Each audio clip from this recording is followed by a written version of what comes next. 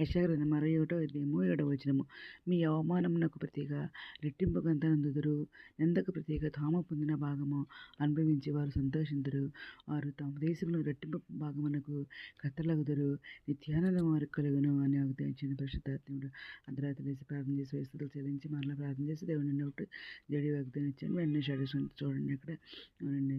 మనం మధ్యకాలం సాయంత్రకాలం అర్ధరాత్రి ప్రార్థన చేస్తున్నాం, త్యాగం చేస్తున్నాం, బైబిల్ చదువుతున్నాం. ఇంకా బైబిల్ ఎత్తుకో దేవుని కృపను పూర్తి రాశానండి. ఉపవాస ప్రార్థన చేస్తున్నాం. ఈ విధంగా చేస్తున్నాము. దేవుడు ప్రతిదినం కూడా మనకు నూతనమైన వాగ్దానం ఇస్తూ నూతనంగా బలపరుస్తున్న దేవునికి కృతజ్ఞతలు చెల్లించుకుంటున్నాం. ఇంకా దీనికి రిలేటెడ్ వాక్యాలు చూస్తే యెషయా గ్రంథము 40వ అధ్యాయం 2వ వచనంలో చూస్తే, నా జనులను ఓదార్చుడి, యెరూషలేముతో ప్రేమగా మాట్లాడి ఆమె యుద్ధకాలం సమాప్తమయ్యెను, ఆమె దోషారుణము తీర్చబడెను. యెహోవా చేతి వలన ఆమె తన సమస్త పాపముల నిమిత్తము రెండింతలు పొందినని సమాచారం ఆమెకు ప్రకటించుడి అని అంటున్నారండి దేవుడు. ఇంకా యెషయా గ్రంథం 6వ అధ్యాయము 19-20 ఇక మీదట సూర్యుని ప్రకాశము నీకు వెలుగుగా ఉండదు, నీకు వెలుగిచ్చుటకై చంద్రుడు ఇకను ప్రకాశింపడు. యెహోవాయే నీకు నిత్యమైన వెలుగవును, నీ దేవుడు నీకు భూషణముగా ఉండను. నీ సూర్యుడు ఇంకా అస్తమింపడు, నీ చంద్రుడు క్షీణింపడు. యెహోవాయే నీకు నిత్యమైన వెలుగుగా ఉండను, నీ దుఃఖదినములు సమాప్తములగును అని కూడా మాట్లాడుతున్నారు దేవుడు. ఇంకా జకర్యా 9వ అధ్యాయము 12వ వచనంలో చూస్తే, బంధకములలో పడియుండియు నిరీక్షణ గల వారలారా, మీ కోటను మరలా ప్రవేశించుడి, రెండంతలుగా మీకు మేలుకు చేసేదనని నేను మీకు తెలియజేయుచున్నాను అని చెప్పేసి దేవుడు మాట్లాడుతున్నారు.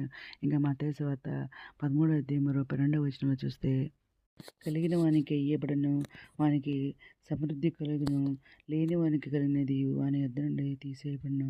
మరియు వారు చూచుచుండియు చూడరు, వినుచుండియు వినకయు గ్రహింపకు ఉన్నారు అని చెప్పేసి అంటున్నారన్నమాట దేవుడు. ఇంకా ఈ విధంగా దేవుడు మనల్ని ప్రత్యేక రెట్టింపుగా పనులు చేస్తానంటున్నారన్నమాట. ఇంకా ఎందుకంటే భయం, ఇంకా దేవుడు మన పక్షాన మనకు విరోధి ఎవరు? ఇంకా దేవుడు మనకి ఏం చెబుతున్నాడంటే ఈ అధ్యాయం ద్వారా యేసుక్రీస్తు యొక్క పరిచర్యను వివరిస్తుందన్నమాట ఈ అధ్యాయము.